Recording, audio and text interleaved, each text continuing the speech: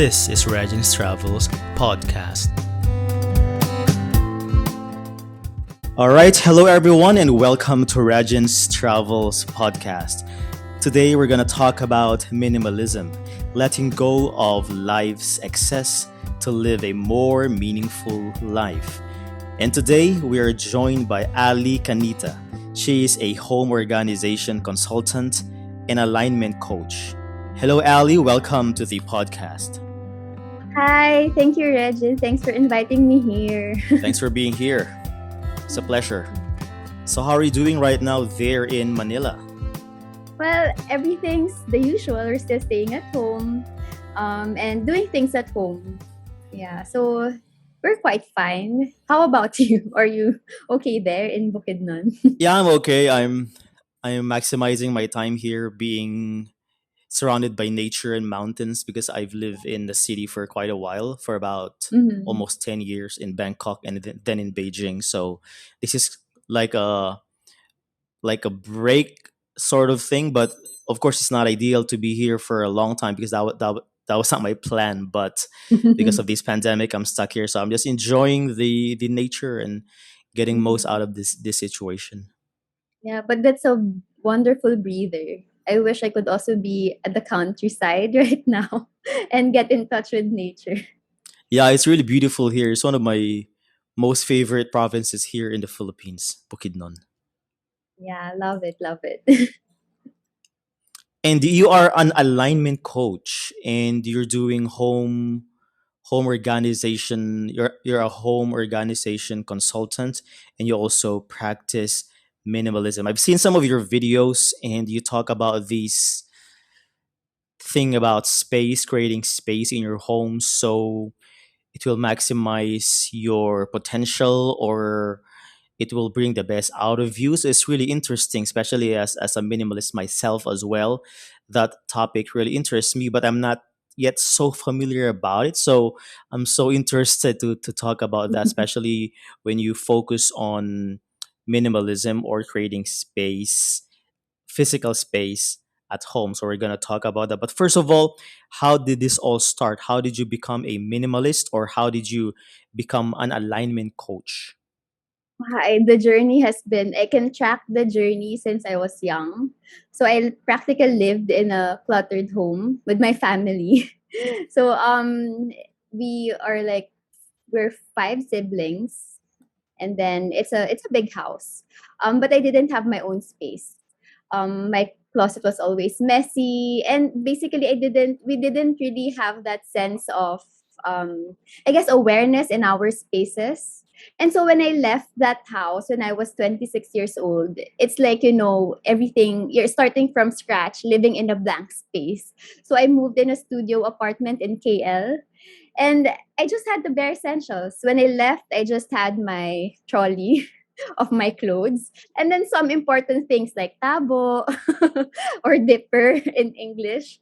So I just had my essentials and living starting from scratch and living with only the important things with you gave me a sense of liberty, and it also gave me a new perspective. Like, it really feels good to be just surrounded with things that you need.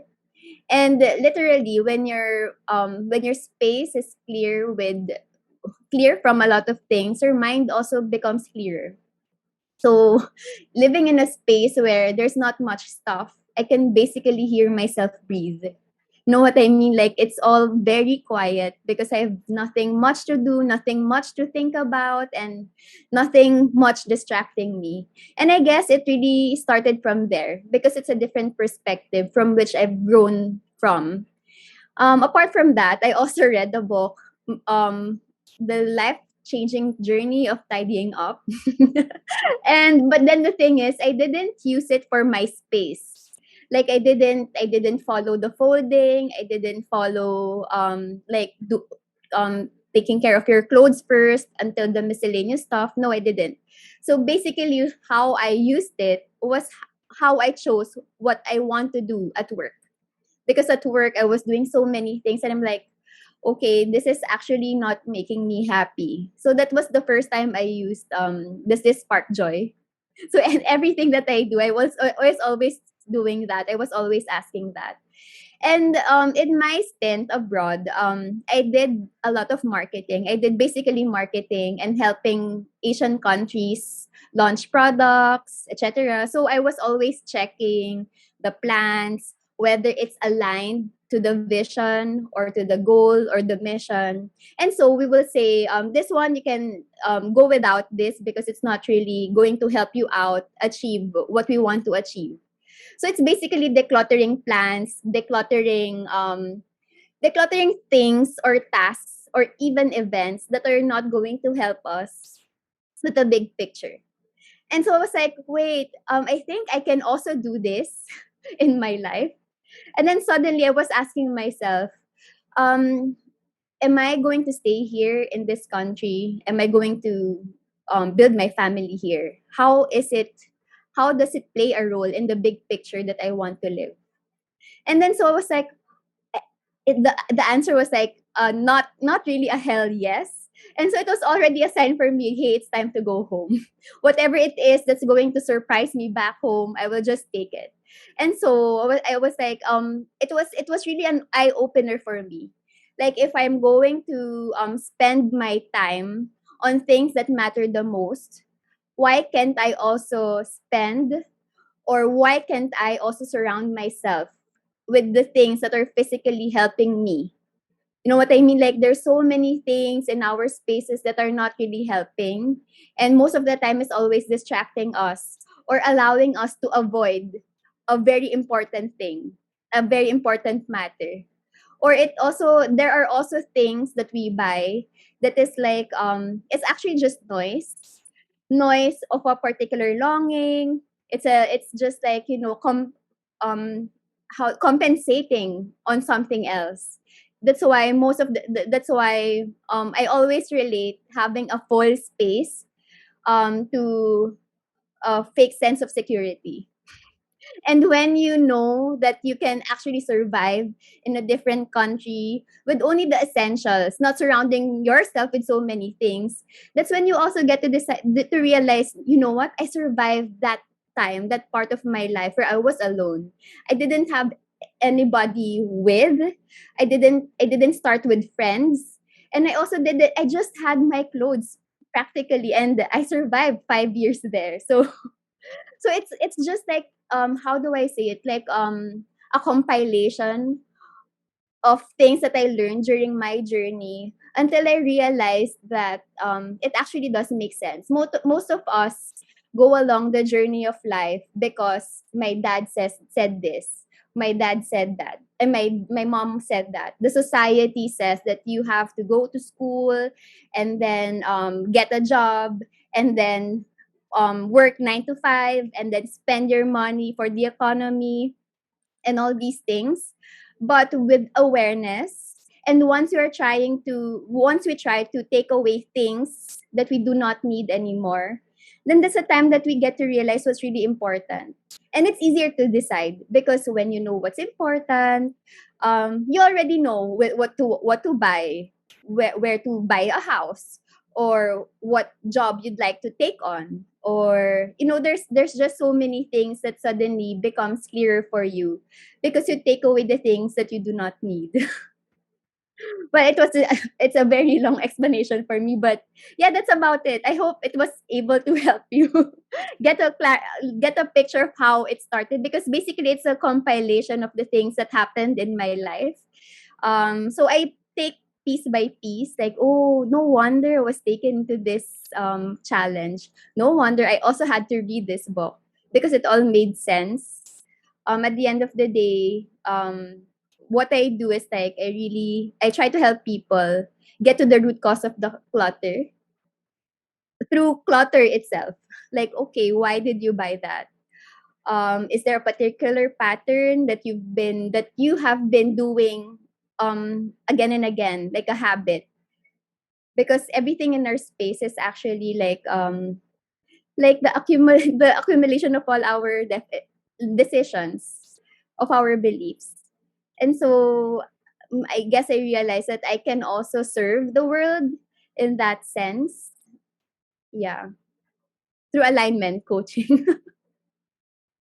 So when you were in Kuala Lumpur in Malaysia and you were living by yourself, you of course you realize that it's really good to have your own space and to have this me time, and to really deep inside naturally realize the importance of it. But have you also encountered, because you put a really huge emphasis nowadays on creating space, like the Mm-hmm. benefits of space, were you able to encounter a book about that as well, or probably a video or an expert about space, creating space in general? Because you've mentioned the book of Maricondo, which is more like, the book is more like organization, like how to Mm-hmm. organize things. But other than feeling it for yourself, the benefit of having your own space, did you like had like a deeper experience with an expert or a video or a book about space specifically? Well, creating space actually is like what I realized about myself. It's actually like part of my journey, and I've also gotten into meditation. I've gotten into Reiki, and meditation and Reiki together made me realize I need to create a space of my own.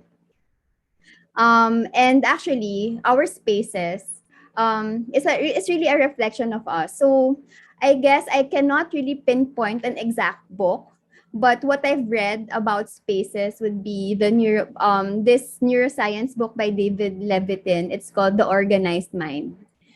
So that book, The Organized Mind, it mentions something about being able to offload your mind through journaling, through planning, by even using your space as an external hard drive.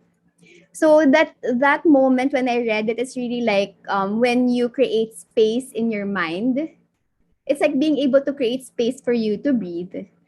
Creating space in your space. Technically, science-wise, if you two things cannot occupy the same space at the same time, right? So when you take away one thing out of that physical space, you are actually already creating that space for something else, something that you want to invite, whether you'd like it to be blank. That blank space can actually be a space for you for peace and calm. So it's all interrelated. Neuroscience, positive psychology, even feng shui. Feng shui will say that you don't the important part of feng shui is that you're able to achieve flow with the arrangement of the furnitures, with the things on your surfaces, that it doesn't hinder the flow of energy. Or if you cannot imagine energy, then you can think of it as wind going around inside your house. So if there's a lot of things, a lot of boxes, a lot of clutter, a lot of things that are not allowing you to pass, then you basically don't have the space. The resistance will be there. So it's it's it's very holistic. I have to say that it's really holistic because you can see it in psychology, in even in quantum physics. You can even use it. Right, that's really interesting. But then when you say space, it also literally means the actual space in your house, right? Like Yes. there are no, let's say there are no furnitures in that part of the house, so there's a space. Or for example, in the room, there are not a lot of things, so you create kind of like a space or an area. So is that what it means as well? Yes. So like let's say in the pantry there's a lot of food, and for some reason nobody really nobody really consumes the food there. And even in some of my clients, they haven't really noticed.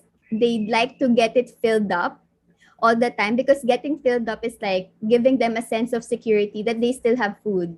They're still provided. But when you look at the stuff in the pantry, most of them, or maybe some, will are already expired. And so, creating space, I guess creating space, you can take it literally, that being able to create a space so that you can put something that will help you, something that you really need, or creating space for the sake of, or figuratively creating space that you are able to, um, that you're able to invite security with having less. You're able to invite the feeling of being enough with the things that you already have, even if they're not a lot, because that's it's like having space for those feelings that will really help you. Because minimalism, I'm not a 100% minimalist myself, but I've my journey has been like, I guess my clothes from a walk-in closet, it's just now like one closet. And maybe for me that's already minimalism, because I have clothes for specific things, for specific events. And I have created space instead of having a room here full of my clothes from wherever. I created space for other things, for other activities, such as a place for me to do yoga, a space for me to meditate, a space for my kids to play. So you can take it literally and figuratively, creating space. It's interesting to me that you're able to realize these things and you're able to experience this when you decided to go abroad and live by yourself, especially initially. You were in Kuala Lumpur, Malaysia, you had your own studio apartment. And I think that's one of the huge benefits of traveling. It's not just seeing the sights or just going there as a tourist, but when you say travel, for me, one of the most one of the things that you can maximize your travel experience is for you to not just go there and visit or go there for a long time, but to actually live in a particular country. Because I myself have experienced it, and also some of my friends, and we've seen the benefit of not just visiting, but actually living, having your own apartment. Because, like what we've mentioned here in the Philippines, most of the setting here in terms of housing is, unless we're married or have a family of our own, we still live with our parents or with our siblings. And one of the opportunities that we can live alone or by ourselves is if we go abroad, because especially in, let's say, in developed countries, most of the setting there is, once, especially in big cities, once a person is already independent, 18 and above, graduated, have his or her own job, he would move out and have his or her own house or apartment. But here in the Philippines, it's that is not very common yet. Of course, we know it's because of economic reasons. So what I'm saying is, because of that move of yours to be brave and to go abroad and experience it, then it opened your mind. Think about it, if you haven't decided to go abroad or to live abroad, what if you just stayed in the Philippines the rest of your life? I think it would be a different path for you now because of the environment, because of the mindset of the people surrounding you, for example. So a lot has been said about living abroad in terms of just, okay, you go abroad because of money, because it's just for the money, you have to earn, you have to sacrifice for your family. But on top of that, there's a lot of benefits of living abroad. And hearing your story, that's one of the, I think, one of the biggest benefit of living abroad. I remember when while I was living in Beijing, our setup there is similar to yours as well. We were provided our own apartment. So we went there for five of us friends, but we each of us has his or her own apartment as well. So that's when I also realized the importance of having your own space. Mm-hmm. Because as Filipinos, we're used to living, for example, in school, we're used to living in dormitories, having a roommate, or living with friends, living with parents, It's always sharing with always sharing. somebody. But then when I experienced living by myself, I've realized that it has lots of benefits, because especially the nature of my job is very social. I interact with a lot of people, and then after that, you need me time. So you have to go to your apartment, and that's always I always look forward to the time where it's just me in the apartment, and basically I can do whatever I want. And that's Yeah. also the birth of me becoming a minimalist. Yeah, I like it that we almost have the same it's like it's really important to see a different perspective. you know, like I wouldn't be having this business as a service. I wouldn't also have this as a lifestyle. If if I didn't allow changes, if I didn't allow breaking of barriers, because it's basically like if you have been living in the same space, in the same home for a long time, the world is just around that. And when I say breaking barriers, like breaking that limitation, I guess it really is, well, they say when the comfort zone is outside, the magic happens outside your comfort zone. So I guess it's a good way, it's a good example of what kind of magic can happen when you get out of that comfort zone. But what I mean to say is like most of the things that we go through, most of the things that we decide on, most of the beliefs that we hold until now might not be the ones that are really helping us out, and most of them are hereditary. Most of them are like in the collective psyche, because this family does it this way, so we also need to do it the same way. Or when it comes to can you think about this, how can our grandmothers have the same idea of using the Danish cookie box for something to use to store their sewing kits, right? Like it's something collective. So because it's um sharing spaces, sharing ideals become really normal for us. And so it also goes together with the Filipino psyche in terms of consumerism, in terms of hoarding, in terms of accumulating for a specific need. I'm not blaming anybody or blaming our ancestors, but it was our reaction to to our journey. Perhaps it was their reaction because they went through the war, and so because they went through the war, they would always cling to their family member. They would always cling to their possessions. And so with that kind of belief that you always have to cling, even if there's no war, even if there's really nothing threatening you anymore, it became a habit, like something that just became natural for us because even our parents were also like that. And like us, you and me, we're able to get out of that normal, how do I say, normal belief or common belief, and that we were able to say like, okay, because the other countries are doing it differently, and maybe this is something that I can, apply in my life. Or better yet, maybe I can come up or draft out something for myself that will really fit my own lifestyle. And just like you, like you've been traveling around with things that you only deem really essential. And I guess it also gives you that sense of security and joy, sense of in a sense abundance, because you know you have what you need everywhere you go. And you will always be supported by the people around you, even if you are not carrying all the baggages with you to get that sense of safety, if you know what I mean. Right, right. And that's why I'm a huge advocate of travel, and not just travel. I also encourage young people to live abroad.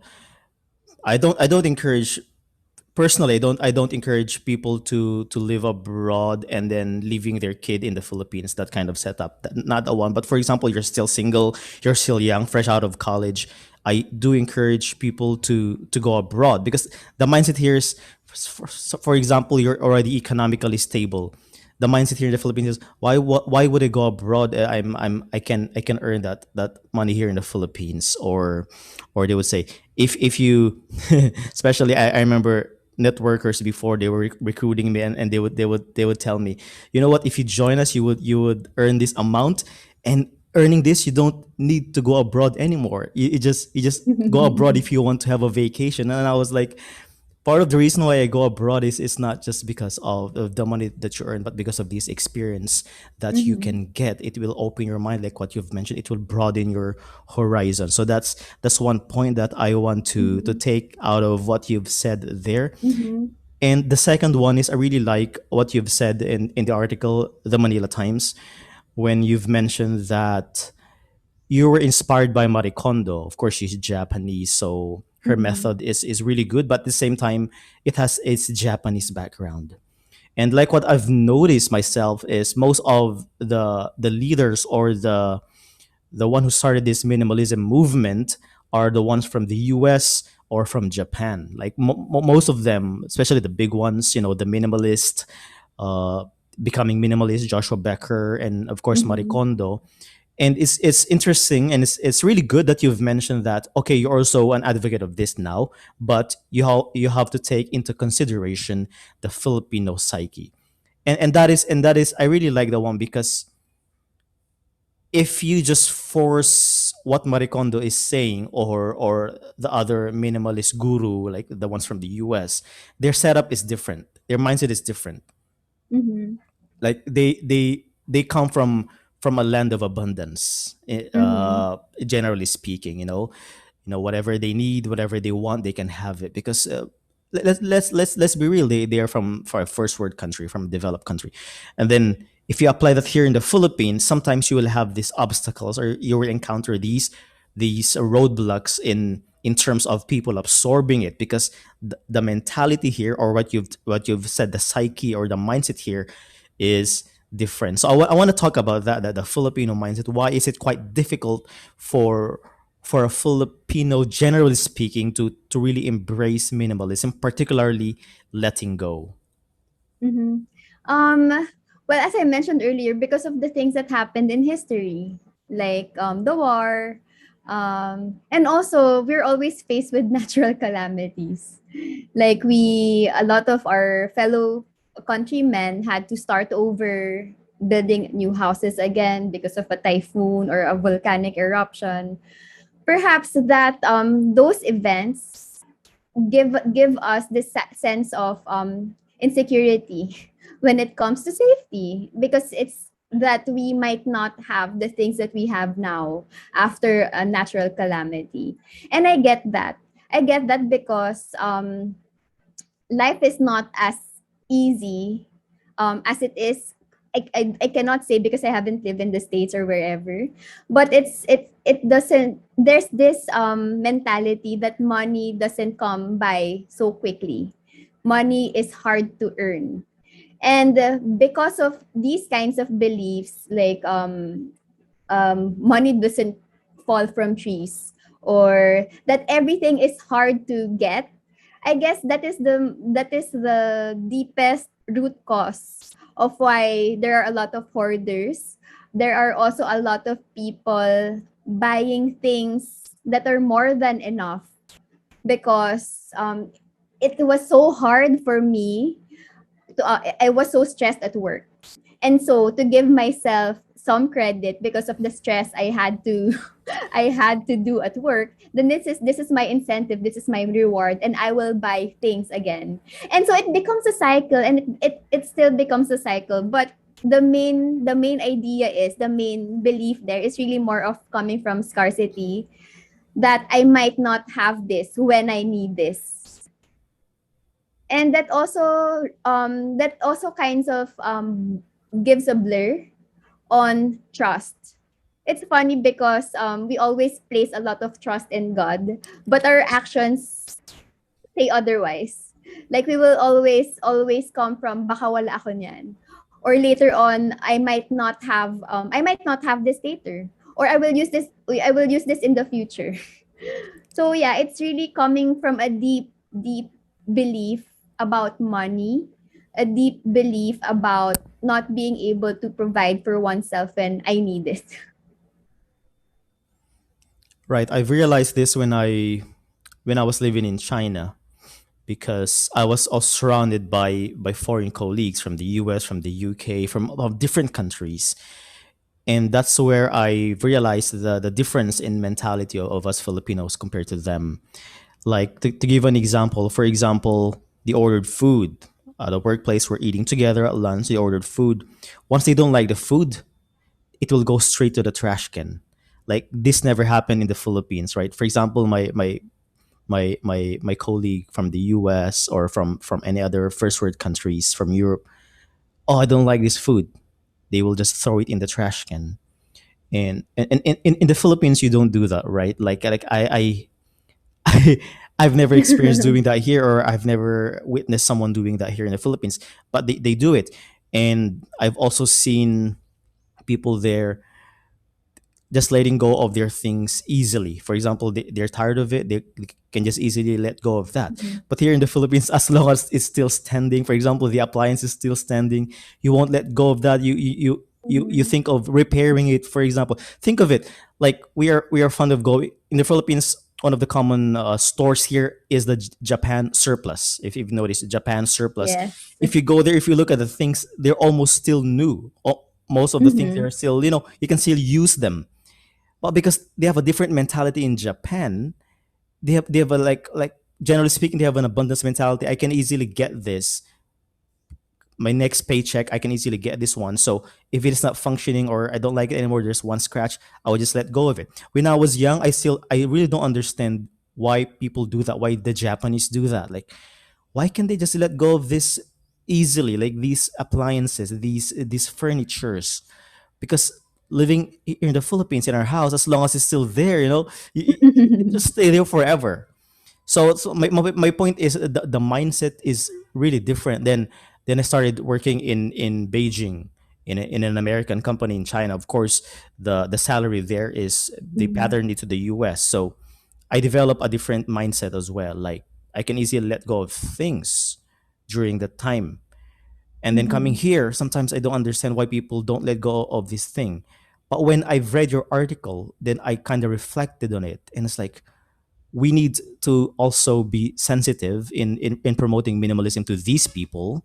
We also Mhm. need to be sensitive to the background of our Mhm. countrymen, like what you've mentioned. It's really good that you even dove past, like the history of the mindset to our grandparents, like during the war period, the disasters. So this mindset is already ingrained, and it's really hard to change, although Mhm. sometimes you see that it's not beneficial to them anymore, not getting rid of these things. But we Mhm. also have to understand the mindset. It is coming from, like what you've mentioned, like it is hard to earn money here, so I won't let go of this just in case I might need this in the past. So it's really good In that the you've yeah. mentioned that in your programs as a coach, that you have these things in mind as well. You have the Filipino mindset in mind. Mhm. Yes, and apart from that, I guess it's resistance to change. Because the changes in our country have happened very abrupt or very painful. And I guess change, well, I guess for humans anyway, change is something to be afraid of because we want stability, we want the certainty. But in in the world or in nature, everything just flows in a cycle. There's always like a beginning and an end. Like even for products, they also have life cycles. Like if it doesn't work, you can send it to the recycling bin already. You know what I mean? Like we as Filipinos, we always have that attachment to things because basically it might also be reflecting the fear to change, the fear of starting anew, because starting anew meant that something bad happened. So it's a very very deep mindset. But it's something for me. Like for me, I'm embracing seasons. Like perhaps in other countries they're used to it because they have basically they have four seasons, right? Us, it's just summer or rainy day season, right? So the I guess it's us being more aware that change is really always happening, that even as we breathe, we inhale and we cannot let go. If we cannot let go of our breath, we are going to die, if we don't exhale and breathe again.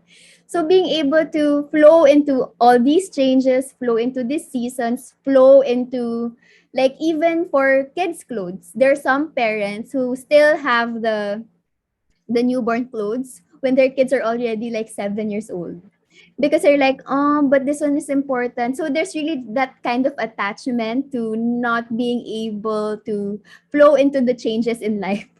Do you know what I mean? So it's when I talk about the Filipino psyche, it's really different for us here, in a sense that there are so many things going on, not only just environmental, economics. I guess with even with parenting, if you know what I mean. Like, um, so there's if I cannot explain everything in just one snap, but it's all being, if I look at it, it's all tied together with a common belief. Always looking into um the fear of not being able to earn money, and also at the same time the fear of change because of the things that are happening year in and year out. Imagine like 20 typhoons in a year. Where other countries, they're like, maybe one, if there's one big one, we can go through it. But for us, it's like always in a very clingy, or in a very stressed mode, or very attached mode. Right. And when I was able to adapt that kind of mindset when I was living abroad, and I got rid of the things that don't give me value, and I was able to develop that skill of just letting go easily of things, Yes. then Mm-mm. I found out that it's more beneficial. It's more beneficial to me compared to if I just cling to those things. Because Mm-hmm. things take up space, they need maintenance. So basically, those two, they take up space and they need maintenance. And once you let Yes. go of that, you make room for the more important things that would make you grow into a better person. Mm-hmm. And and in the beginning, it's hard. I know, coming from our background, like what we have mentioned. But once you develop that one, and you can see the pattern that, okay, even if I let go of that, in the future my needs will still be met based on my experiences here. I really like what you've Yes. mentioned in one of your talk when you said that let go of things because you need to have trust and abundance. Because what happens for us is, that's a scarcity mindset. Not letting go of things is a scarcity mindset, and Mm-hmm. sometimes you don't even know the reason. It's just a very emotional and sentimental, like, oh, what will happen if I get rid of this? This is expensive, but even though it's not serving you anymore. So you're coming from a place of scarcity. But then, as a minimalist, and if you want to be a better version of yourself, you have to embrace trust and abundance as well. And like what you've mentioned, whatever we need in the future, like what you've said, we will always have. So I Mm-hmm. really like that one, because usually it's just anxiety why we don't let go of things. Yes. But if you have this Yeah. mindset that whatever I need in the future, I will have it. It's trust on things that already happened. Like, how about the now? See, you need that and Mm-hmm. you had that one. And also, like what you've mentioned, trust in the Lord. We Filipinos keep on saying, okay, I trust God, but then in terms of these things, oh, I don't want to let go of this even though it's not working anymore.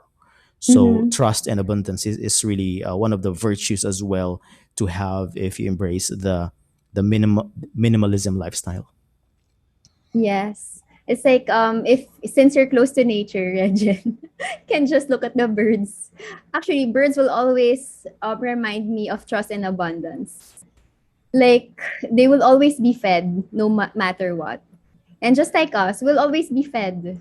We will always be fed. We don't need to surround ourselves with so many things. And with the Filipino psyche, just to create a better side of it, there's always this sense of bayanihan. So it's not that we are supposed to lean on. It's not that we're supposed to be complacent and not think about the future. Because we know that bayanihan people will always help us. But it's just a good way to think of things. Think of it that way, that you will always get the support that you need. that whatever happens when it's really the worst time of your life, know that you will always be supported. And in the Philippines, you will always have that bayanihan anyway. And you're a huge advocate of creating space. And in order to physically create space in the home, first of all, before you go there, why Yeah. is the home important? Like you were mentioning that your home is very important. Creating a space at home is very important. So why is the home very important to your growth or to everything in you? So I liken it to be your container. Especially nowadays, the kids are just staying at home. So their world is inside the home. So the world that they know is what they see at home if they are unable to go out. Unless they watch TV or whatever. Some kids would even ask, is that real? Does that happen in the real world? So the importance of having a safe space, a home that allows the each member of the family be able to express themselves, do what they want, express their creativity is very important because actually it's really part of nation building. If we go back to social studies, family is the basic unit of society, right? So having a home that is built around abundance, that is built around love, joy, it's really a huge part of nation building. So if we look at it that way, the more we become more aware of how we design our spaces, what type of mood do we allow at home, what type of setup does it allow, does our setup at home allow us to be able to do the things that we want, does our setup at home allow us to have that mental break, does a setup at home allow us to still do our work or homeschool, because like being able to nourish, being able to have the space to improve each member of the family at home is already a good way to contribute to society. So that's why for me it's really really important, because the home is also the first place where you feel safe. The home is also the first place where you feel loved. The home is also the first place where you feel trust and abundance. So it's really like for me, I'm really an advocate of starting within the home. It's not the home doesn't have to be like fabulous with all new decors or paintings or whatnot. Just having the things that you need and being able to just be able to feel good at peace and calm inside your home is already enough. And I think one of the biggest enemy of a home that is conducive for living is clutter. And I Mhm. think that's very Mhm. important that we tackle this because like creating space, how can you create space if your home is cluttered? So here comes the the term letting go in minimalism because we don't want clutter. So there's a word called decluttering. Mhm. So how about you? What can you advise people out there in terms of decluttering or dealing with clutter? Because I've read a book. It's called Stuffocation by James Mhm. Wallman, and they discuss the effects of clutter to a person. It's not just psychological, but also physiological, which means there's a reaction inside your body physically. They Yes. tested people whose house are cluttered. They got the saliva of those respondents, and they found out that the cortisol level, the stress Level. hormone of the people that are in a cluttered home, is higher than the ones that are not in a cluttered home. So here, there's a huge evidence that clutter is really not good. So, what do you do with clutter, and how do you deal with clutter, and any tips of decluttering to create space? Yeah. So clutter is actually things that we do not need anymore. Like things that are unnecessary. But most of the time, we have a different perception on what we do not need anymore. Because we will always have this, no, I will still need this in the future. Then the definition of clutter set, you can say goodbye to the definition of clutter, right? So, because clutter could also be subjective. But for me, since it's a subjective matter, the way you can deal with clutter is also becoming mindful. Using mindfulness practices in your space, because you're right, as you mentioned, like the presence of clutter is actually very stressful with the as based on the presence of cortisol levels of people who are living in a cluttered home. um and even if we feel like we are already used to our spaces, it still has an effect on us. Like the minor triggers, the minor frustrations put together will always give us that sense of stress. So, to be able to get to that, because most of us are numb in our spaces, then you can practice mindfulness. So you can practice mindfulness by looking at the space around you. What are the things that you haven't touched in a long time? Then that could be clutter. Because if you haven't touched it in a long time, it doesn't serve purpose anymore. Look around your space. Do you still see things that are already broken that you plan to fix but never fixed it? Or are there things that basically just don't make you happy anymore? If it's a decor, if it's a collection, if it's so it really pays well to become more aware of your space and being mindful. How does this item make you feel? You can start one item at a time or one space at a time. You don't have to do it like a major decluttering session because definitely you will feel overwhelmed. So it's important to start to make a tiny step. Just start with becoming more aware of your spaces. Start with going through all your books. Are these books still on the pile up on the to be read list for like how many years and you still haven't read them? Perhaps you don't need that content anymore. Perhaps you don't have to consume that content anymore because it's already outdated or it just doesn't feel right for you anymore. There's a reason why you haven't touched it, and then become more mindful. Why haven't I touched this? And then now you can go on with your spaces, and if it's all around, if it's all about time, that you don't have time to declutter, then now is the time to create space in your schedule. Because now go through your schedule. Are the things that you need, are the things that are booked in your schedule, are things that you really need to do, are things that are aligned to how you want to experience yourself, which leads me to the importance of intention. So being mindful is one thing because you're becoming more aware of your space, you're becoming more aware of the things that you need, the things that you want or don't want. But here comes intention. This is like the core of my approach in self and space alignment, being able to find out what is it that you truly want. Because what I want might be different from you. People who leave the country to work abroad, they might have a different intention. Maybe it's all about money, but for you and me, it's all about exploration and expansion. And here in your spaces, you will also have an intention. How do you want to feel in your space? What is it really that you want to feel in your spaces? So let's talk about the bedroom. In the bedroom, you have a lot of books, but you don't read them. And it's already accumulating dust that makes you not feel so well inside the room because maybe you're allergic to dust or whatever. And so being mindful to your spaces, you get to notice all these things. But when it comes to intention, this is my bedroom. How do I want to experience myself in the bedroom?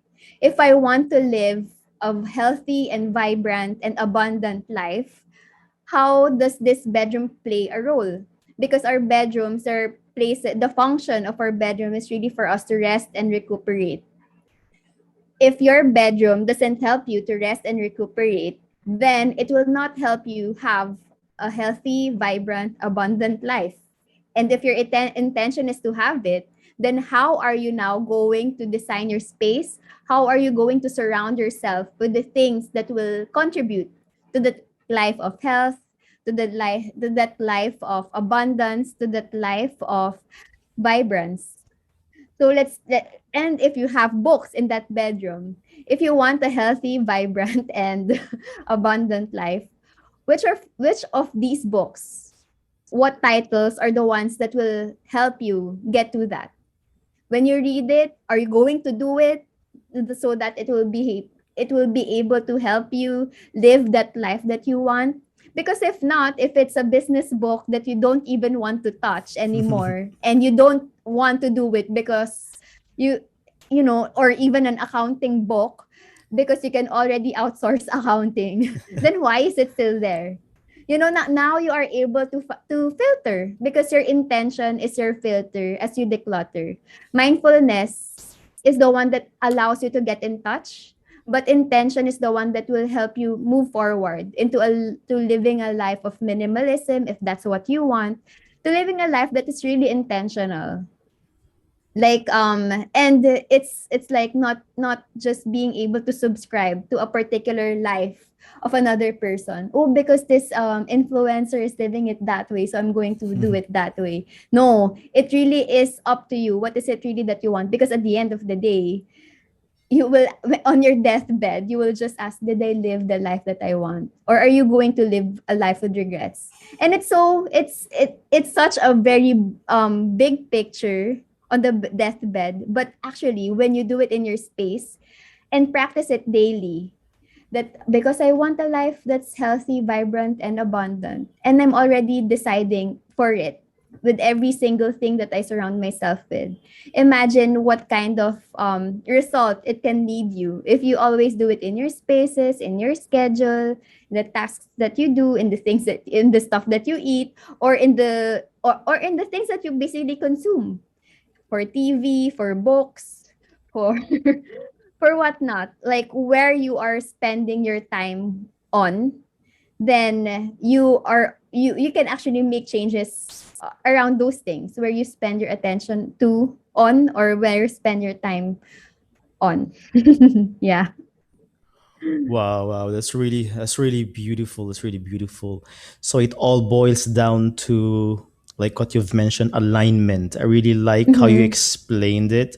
Like everything is so intentional. Why do you do this? It should be aligned to your goal or to your belief or to your purpose. So that's Mm-hmm. where alignment comes from. Even the smallest details, like your room is for sleeping, so all of the things, most of the things that should be there should contribute to your sleep, to the quality of your sleep, for example. Wow, that's really beautiful. I really love it.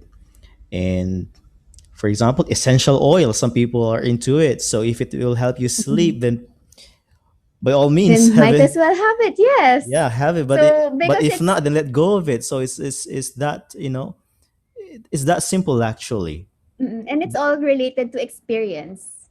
Like like how you wanted to live abroad to experience. And it's all about experience. You're actually like setting the mood of experience in your house. And because us as people, as humans, we are highly sensitive beings. Our brains get stimulus that get stimulated, or we get information from the things that we see, from the temperature, from our sense of touch, hearing, even smell and taste. So we make sense of the world through our senses. And that's why I always advocate space care is self-care, because we are always so numb about how things are.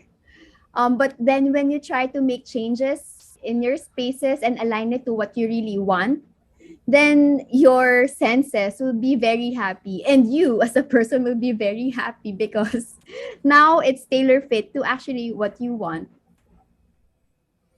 And you also mentioned that these physical clutter, or even just physical things, these life's excess, these are also visual stimuli, which also Mm-hmm. contribute to, if you have too much stimuli, it's also not good to your brain. Too Yes. much stimuli, whether from the internet or those physical things in your house. So it makes Mm-hmm. sense to really declutter. Yes, it really does. And um because a lot of us have monkey brain, like our minds just run Yeah. and run and run, and then sometimes we get so inattentive. And it's also because we're surrounded with so many things to get distracted with. And when you meditate, what do? You close your eyes. So do you get in touch with your own breath so that you're able to calm down? And it's always about closing your eyes so you don't have those distractions anymore. Right? So if you have a space that is not cluttered, then it's almost as if your mind is also at rest because you don't see that much those things that are really frustrating for you, like perhaps the boxes or the gifts of an ex-boyfriend or ex-girlfriend or whatever. So it's not going to remind you of things that you're not supposed to remember anymore because it doesn't play a role in your present moment or in your now. Right. So I think in letting go, your why should really be very strong. You should really Yes. establish your why over your how. Like some people Yes. go to the internet, how to declutter, how. Mm-hmm. But what is your why? Your why should be very Yes. strong over your how. Mm-hmm. Yes. And it's funny that you mentioned it because one of the inspirations of the self and space alignment is also Start With Why by Simon Sinek. So it's funny how I'm able to put the things that I truly, I guess, advocate, I am able to put it together with the things that I want to create. And that's a big part. And Start With Why is also a big part of it because whatever it is that you want to happen, it always has to be coming from a very, very powerful why.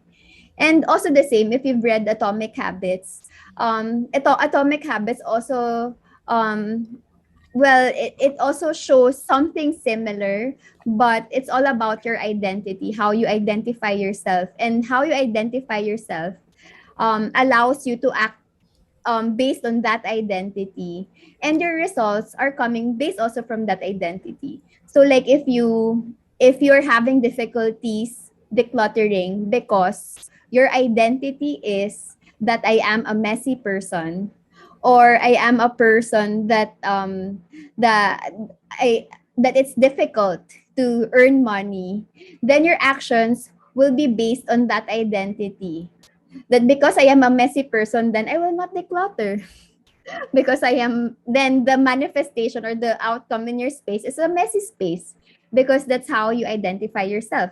Or like with when it comes to money and accumulation of things, because I am scarce, then my action would be always taking things even if it's more than enough already, and then the outcome in my space will have a very cramped and narrow space. Yeah, so yeah, it's really like a reflection of the things that we believe in ourselves, and the way to be able to create a very intentional or tidy space is to go back to your why and also go back to your identity. So what do you say for those people who have a hard time letting go, especially coming from, yeah, we are focusing on our country. Most of our Mm-hmm. listeners are from the Philippines. Except coming here, who has this mindset, for example, like what we've talked about earlier. What is your kind of like, what do you say about that for to those people who have a hard time letting go of things? Mm-hmm. Well, for people who have a hard time letting go of things, I'd like you to practice mindfulness. Is it a reaction? Letting parang difficulty to let go, is it a reaction because that's how you have been reacting for like the longest time? If And also mindfulness in the sense, why? What is it exactly that makes it hard for me to let go? And if it's a good reason or a bad reason, if it's a bad reason, then how long would you want to live with this bad reason? Because whatever the item is and the reason behind keeping it are two different things. Maybe you're attached to the reason why you're keeping it and not so much on the physical thing, on the physical item. How long would you want to hold on to this thing, to this idea, to this identity, to this reason that is not helping you out live the best life right now? And maybe that's already a good way to let go. But if your reason of not letting go is actually good, I cannot let go of this because it reminds me of my dad who is inspiring me every single day, then by all means keep it. Know what I mean? Like if it's a feeling, if the reason of not letting go is actually helping you move forward in a positive way, not in a negative way. Because some people they can move forward coming from a negative space, but it's detrimental to your health. That's why I say if it's negative, then and you can still move forward, you still have to let it go because it's detrimental to your health. But if it's all positive, like positive in your heart, positive in your mind, positive in your body, then by all means, keep it. And a lot of people who are having a hard time letting go of things because those things or that particular thing brought them joy and purpose before, but it's not serving them anymore now. They cling to that just because, oh, before this was so beneficial and I really love it. It served a purpose. But then you have to realize that things, they have seasons. Mm-hmm. It was Yes. so beneficial. It served a purpose during that particular time, but it has its expiry date. Everything here on Mm-hmm. earth has Yes. its end. So for Yep. example, that overcoat was really helpful, and it really gave you confidence in protection during the time when you were living in Europe, but now you don't need it anymore, but you still cling to it. Then I think that's an example of things that you need to let go because it's not serving you. And it's like a sunset. A sunset is very beautiful. It's very beautiful, but then it's passing. It's Mm-hmm. fleeting. So it will serve its purpose for that particular moment, and you have to enjoy that particular moment, but then it has its ending. So everything in life is like that. So you have to look at your things Mm-hmm. as well as kind of Yeah. like a sunset. Yes. And for those who like for those who cannot let go because it served them well, because it was like the greatest time of their lives, reminds them of how they were able to go through challenges, and it's actually a good reminder. Yeah, yes, you're right. But the attachment there isn't about the memory that you were able to surpass it. The attachment, maybe the attachment could be I might not be able to recreate something better than that. That's why I'm keeping that item because that was like the greatest. But how about the future?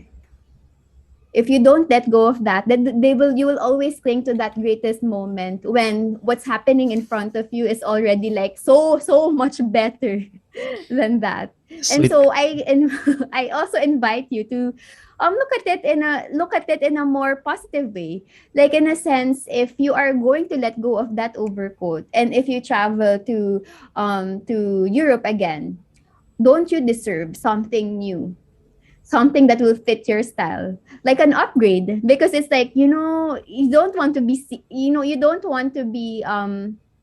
you don't want to limit yourself experiencing something new just because you think or you thought that the past was already the best.